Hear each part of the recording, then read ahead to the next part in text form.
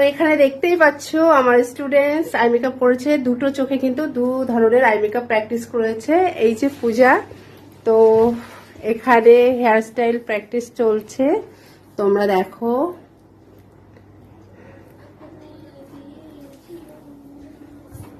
আর আমার এই আই মেকআপটা যে প্র্যাকটিস করেছে আমার স্টুডেন্টস ঝিলিক, তো তোমরা কিন্তু অবশ্যই জানিও।